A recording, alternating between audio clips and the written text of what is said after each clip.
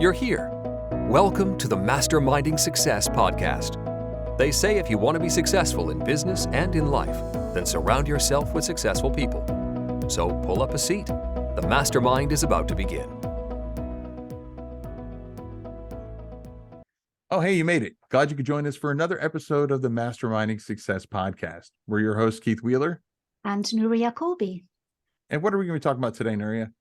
Today is another really great topic, as usual, and that's dealing with negativity. So what do you think about that, Keith? Yeah. And unfortunately, in this world we live in, there's an uptick in negativity Yes. from time to time. But, negativity can come at you in business in so many different ways. One thing that I was thinking of was, negative reviews on your products or your business itself. How do you deal with those? How do you deal with somebody taking something that you love, that you've got a passion for, that you probably put your blood, sweat, and tears into, and they've got something bad to say about it?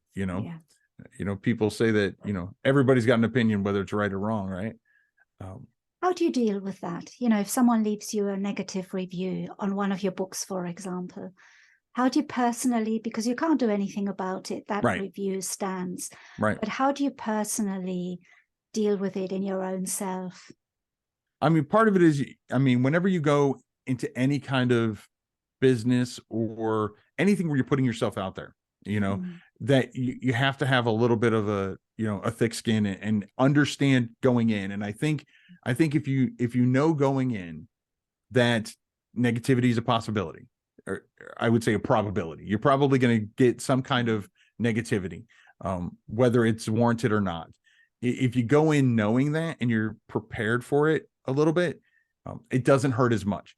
I'm not going to lie and say that being prepared for it, then it doesn't bother you at all, because that's not the case. I've been doing this since 2016, and every negative review still kind of hurts, Of course. But the one thing I do is I look at the review as it stands, as it is, and I try to be as objective as I can and say, is it valid?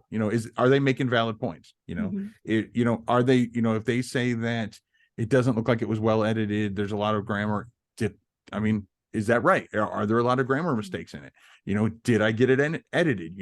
I got to be honest with myself. And I think that's probably the hard part, is being honest with yourself with that negativity, what's true, because that's the worst part. Is it's bad enough when someone says something bad about you or bad about your business, but what hurts even more is when they're right. So that's what I try to go into it from a learning perspective, going into, like I said, deciphering what's actually opinion versus what's true, what's actual fact in there. And it might all be opinion. There's just nasty people out there that might just have nothing nice to say. And even though I was always taught, if you don't have anything nice to say, don't say nothing at all. Yeah. Not everybody was brought up that way. No. And so, there are going to be those, and then those you blow away. It's just part of life. It just happens. This is someone who's, maybe had a bad day, because you don't know where they are in their, in their life. They just had a bad day, wanted to take it out on somebody. Congratulations, it was me. And you also look at it as, hey, it's still a review, right? So, but then, yes, I try to look at it as what can I learn from it? How can I use this negativity as a positive? What do you think? That's a really healthy way of looking at it. And I think for me, reviews are such a thing that, they just happen when they happen. I don't really, when you're first starting out, you're hoping for reviews and you're looking every day, have I got a review? Yeah, very true. But after a while, you get a little bit complacent and you think, okay, and now I don't even look at reviews. And the other reason I don't look at reviews, I say I don't, but I do. I do look at reviews, especially if they're negative, to see, like you said, is there any truth in it? Because there could be something wrong with the book that I didn't know that I did wrong. And I think that happened once, where I think it was something about the quality of the images. And I uploaded a new interior just in case there was something, even though personally, I don't think it was that bad, but I just did it anyway, just to, and ever since then, I have no negative reviews at all. So maybe they were right. Maybe there was something wrong. So I try to obviously put it right if I think I can improve on it. But some reviews are really more to do with what's going on in the life of the reviewer than anything else. And in a previous podcast, we talked about the fact that I look at reviews, other people's reviews, to learn from them and to see how I can make my product better, my books or whatever it is. And for that reason, I've recently been looking at a lot of reviews, especially book reviews. There's one book I really want for Christmas. I've already hinted, so my husband can get me that. And it's I don't know if you know Jamie Oliver as a cook in the US. Oh, yes. Yes, yeah. I love Jamie Oliver. So he's brought out a new cookbook that's called One. I think it's just called One because it's all made in one pot. All the dishes are for Christmas or whatever, and they're all in one pot. And I love it. I watched the TV series on it, and I thought, I want to make this. And I love his recipes anyway. I cook a lot of his stuff. And I thought, this is a great book, and I looked it up on Amazon because I wanted it for Christmas. And I read the reviews and I thought, oh my God, the negative reviews were just, he had so many negative reviews. And I thought, well, if he has negative reviews, I don't care if I have negative reviews, because it kind of puts things in perspective. And then if you look at other authors, J.K. Rowling or Stephen King, they all have negative reviews. So you're not going to avoid negativity because there will always be people who have nothing better to do than to leave a negative review because it makes them feel like they've got something off their chest. Right. And if it helps them, good luck to them. Hopefully they get rid of that negativity. Yeah. But you can't take it too hard. You can't look at reviews and take them too seriously. It's not a reflection on you. It's more a reflection on the person who leaves the negativity. That's the way I think of it. And that's the way I think of any negative situation. It's not really about me. They don't know me. It's about them, really. So that's the way I look at it. But yeah, it was amazing to see the kind of reviews people left on that book because I absolutely love it. And other people don't think so. They don't agree. Yeah. With my coaching students, I always, we talk about book reviews because that always comes up. And I always bring up the fact that Stephen King has one-star reviews on some of his most popular books, And so, it's just, it goes back to the old saying, you can't make everybody happy, and if you go in again, knowing that, then you have a much better chance of when it happens to you, because it will, if you're getting customers, at some point you're going to get a customer that's not happy. It's just it's just part of the way it works. And so again, I really think being prepared for it helps kind of take a little bit of the sting away. And then it really comes down to just looking at it from a business perspective. Is the context of this review or of this statement or whatever this, it could be an angry customer. An angry customer upset about something, is it valid? Are they upset about something valid, or, are they asking for a refund on your product when you clearly have a no refund policy? That's happened to me on my course. I've had people come back, just a handful that have come back and said, they wanted a refund. It's not what they thought it was, whatever. And I have a clear, because of the content of it, I have a clear no refund policy. And I just share with them, because they have a valid, issue, but, I point out, like, for example, if they, they thought it was a software instead of a course, I show them in the, on the sales page where I mentioned a couple times that it was not a software, it was a course. I also show a screenshot of where on the checkout page, they have to actually click the box to denote that they accept, they acknowledge and accept that there's no refund, and again, it's on, being prepared for it, knowing how you're going to handle it ahead of time. And then, like I said, figuring out it, what are their valid points, and then how can you address those points, Absolutely. Whether it's addressing them saying, sorry, I can't help you. But if I just responded with a, sorry, there's no refund policy, I probably would get more and more, yes, communication back and forth, just going back and forth and arguing. Whereas if I just show, actual, proof of, this is how, yes, it's a valid point, but this is how I tried to address this ahead of time, then, then it really just becomes usually a one email to me and an email response back, and I never hear back again, because you can't argue with something like that. No. So that's just one example. But another thing that you brought up just before we started recording was negativity that you can get when it comes to starting a business, especially an online business. People find out that, oh, you're going to start that kind of business, or and they immediately have this negative feedback, negative connotations right off the bat. So how do you address things like that? I think this is probably the most difficult one to address for anybody, because when you're just starting out something, you are still not sure about what you're doing. And it's it also depends on how confident you are. If you're not very confident, and I think most of us, when we're starting something new, we're not very confident. We don't know ourselves if it's going to work or not. And it's only when it comes to I think now I'm older, I feel more confident in myself, and I can, if I want to do something, I'll do it. I don't care what anybody says, and I'll just do it. But that comes with age, and it comes with experience, and it comes with a lot of other baggage that you've been through that, that makes you tougher.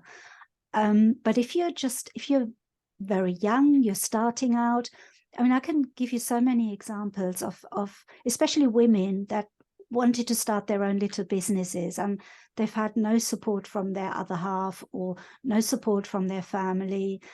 Happens to men as well, I'm sure. But, it's your family's support that's so important, because at least if you have that, what everybody else says, just don't listen to them. If you feel confident in yourself, you want to do something, give it a try, because you're only going to regret it if you don't try it, more so than if you try and you fail. So, I think sometimes people can be very cruel in the way they talk to someone who's a startup.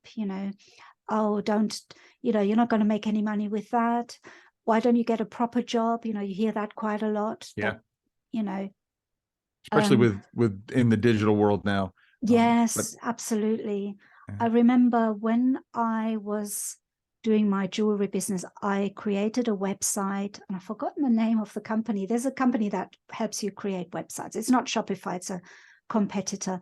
And they also had this little community, talking about community in an earlier podcast, where all the people that have created a website with that software can talk to each other, and they can talk about, how do you do this, and how have you set this up. And sometimes there were a lot of women on there, and I noticed a thread going through all of the conversations. A lot of it was about not getting any support at home, for their little business. And there was one who eventually gave up after 10 months, and I bought things from her because she had a really nice shop. She was selling pet accessories and things like that.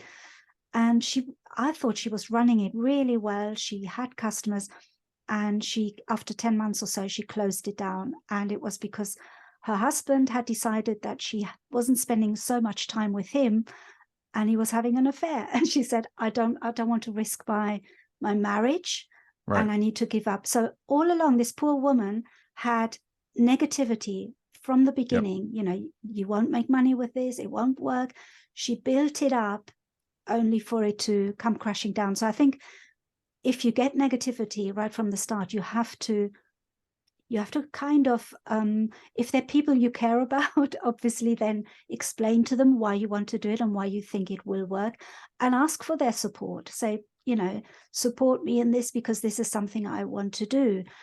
And if you don't care about them, ignore them. Right. And don't listen to them, because it's not worth your while. I don't know, this is a really tricky subject, listening to other people, and because it affects you, it can affect. It does. Yeah, It affects how you feel about it.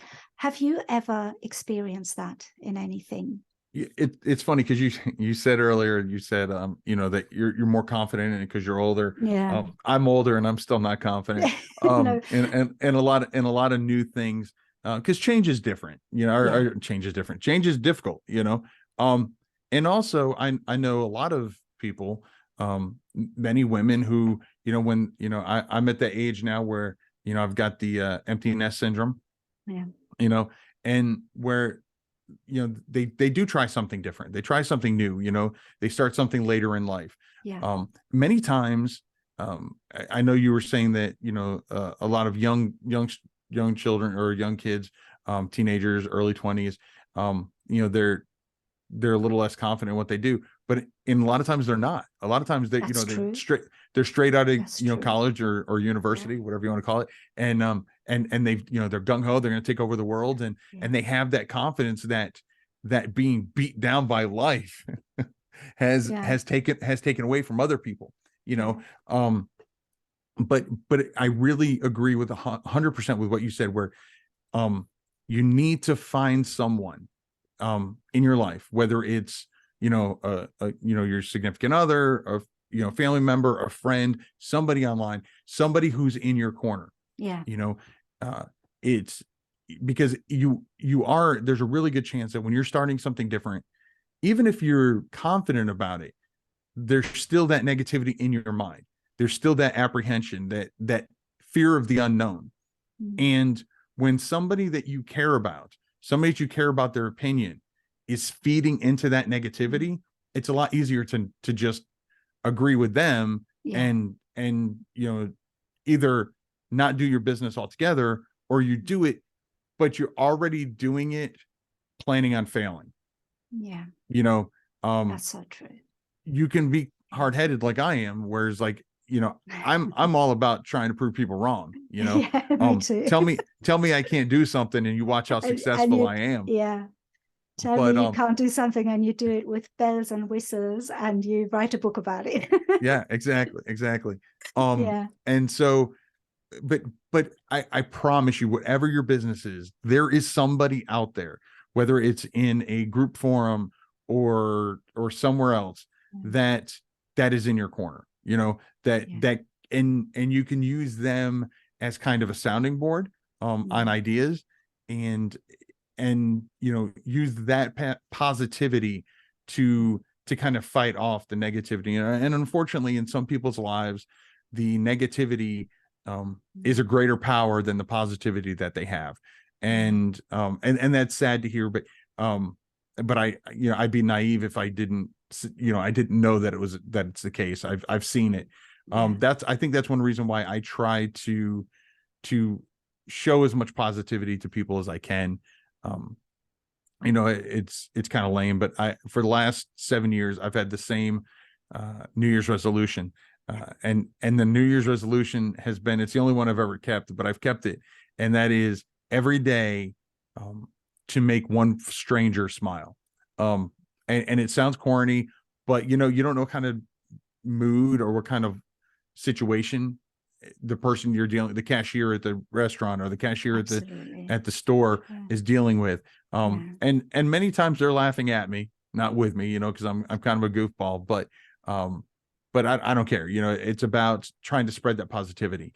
But getting back to, unfortunately, the negativity. So I would say that if you are getting that negativity from, especially if it's someone you care about, I agree, just let them know, hey, look, this is something I'm really interested in. This is why I want to do it. This is why I think it'll be successful, why I think I'll be good at it. And that way, I think, like we said earlier, when it comes to reviews, if you go in it, your loved ones, your friends, your family better than anyone. So any negativity you get from there is probably not something that's going to be a surprise to you. No, unfortunately. And so being prepared for it, I think helps, knowing, this person is probably not going to be supportive.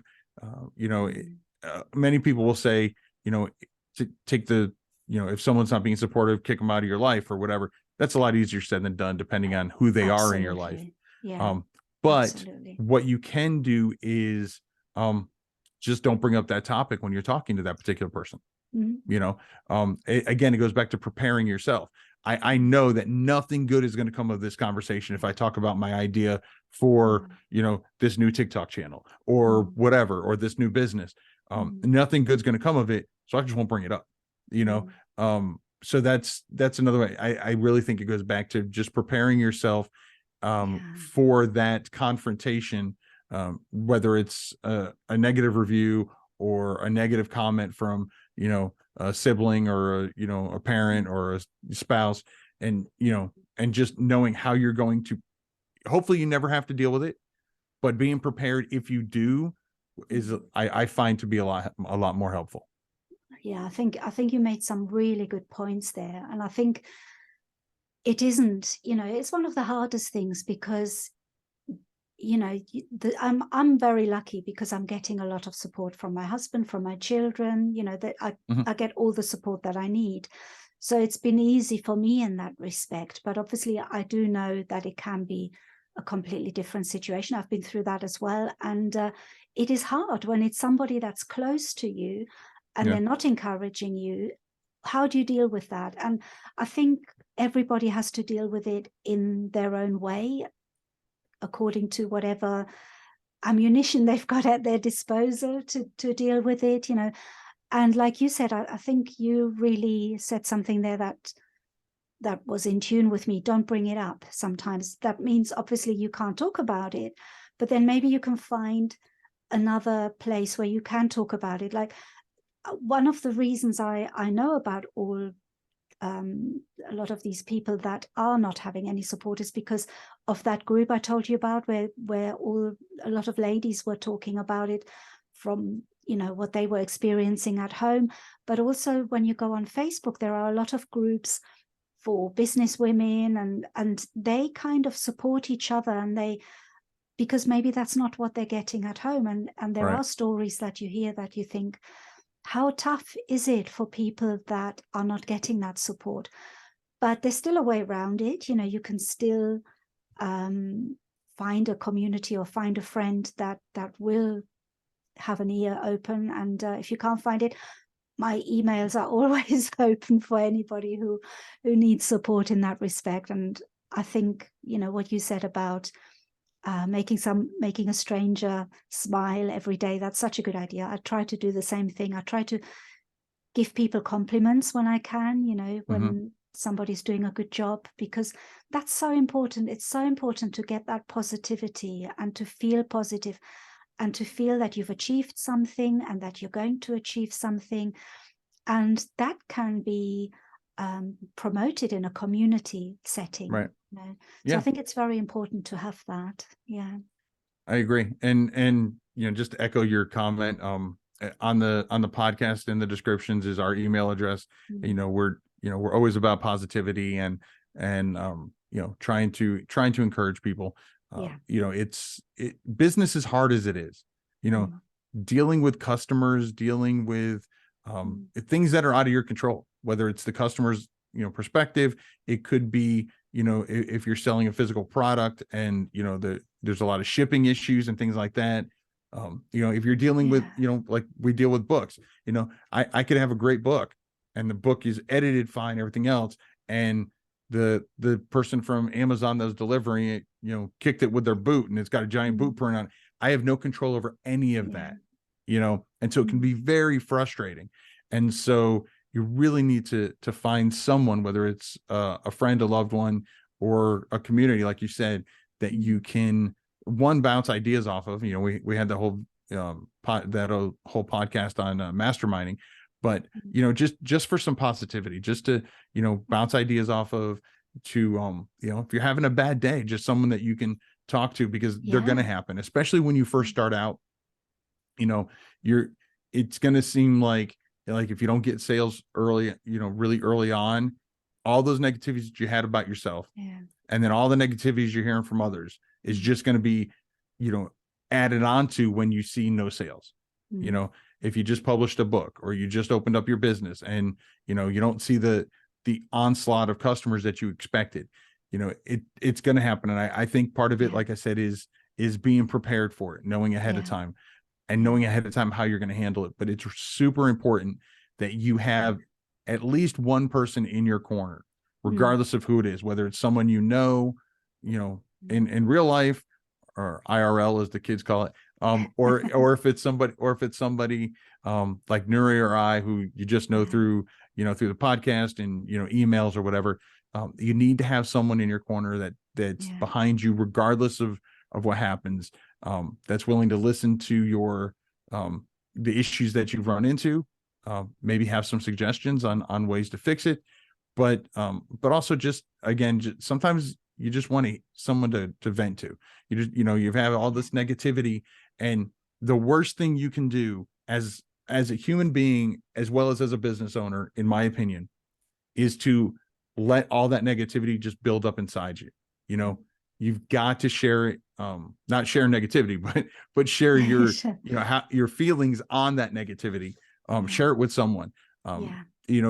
Because especially if you just get all this negativity, like what you were saying with that lady in the group, she was seeing success, but still all that negativity was still coming at her. And so it's not something that is just, once you get to a success level, whatever that means for you, whatever that looks like, that the negativity is going to end. It's not. Sometimes it's going to be even more, because you got more customers, so you got more chances of negative reviews, whatever. So again, you really need to make sure that you have some kind of outlet, someone that you can listen to you, that you can talk to, that's going to be that shining light, to guide you through those tough times, because they will come. Many times they'll at least for me, they'll come in like waves. They don't. It's not all the time.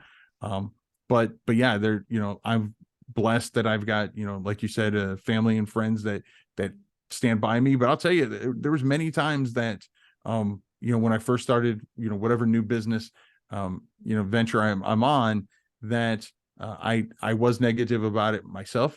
Maybe it's not going to be successful, and we can do a whole nother podcast on failing, because I don't fear failure anymore. No.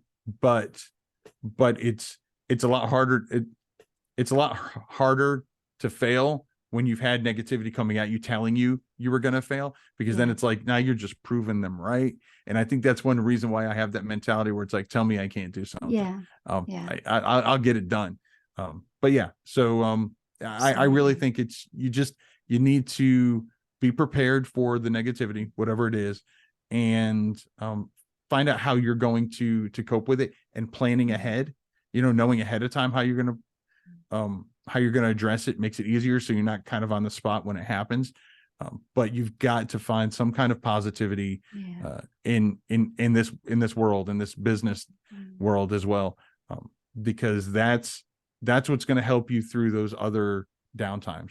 Absolutely. And also, I know this is going to be easier said than done, but also think about it, detach yourself a little bit from it, because whatever negativity you're getting, it's not about you. It's usually about the person giving you the negativity. The people that are saying, you won't be able to do this won't work, this is not a proper business, this is blah. All of that comes from their experience, from how they feel about it. It's not you. Some of them don't even know you. And the ones that do are still talking from their own perspective. They're not talking, whatever you're capable of doing, they don't know that. They don't know what you can do. So try and remember that as well when you get negativity, that it's not really something written in stone, and it's not something that's definitely going to happen. That's their opinion almost. Right. And you can prove them wrong. You might prove them right, but that doesn't matter. You get up again and then prove them wrong another time. Right. I think you and I, Keith, have failed so many times in different things. We're real experts now, I think. Yeah. And I'm happy to say that, because it's all experience, and I'm glad I went through all those things, because I feel like I learned a lot. I learned how to deal with certain situations. But yeah, it's never easy, because even if you have learned a lot and you're toughened up or whatever, you still, if it affects you, it affects you. It doesn't, Right. It doesn't help. So it's about finding a coping mechanism and coping with it as best as you can. But I find it helps me to think about it as it's not me, it's them, it's their point of view. So, I detach myself quite a bit from things like that as much as I can. It's not always possible, but in most cases it does work. Yeah. Yeah, no, I agree. Mm. Well, this has been another great mastermind, Nuria. Once again, a huge thank you to all our listeners and viewers who came to tag along. If you enjoyed the mastermind today, it would mean the world to us if you'd consider following or subscribing to the podcast, and maybe even leave us a review. Until next week, I'm Keith Wheeler. And I'm Nuria Corby. Have a good one. Bye-bye. Thanks for joining the Mastermind today. Be sure to follow the podcast on your platform of choice and tell a friend who would enjoy it too. Your support is greatly appreciated. This has been the Masterminding Success Podcast.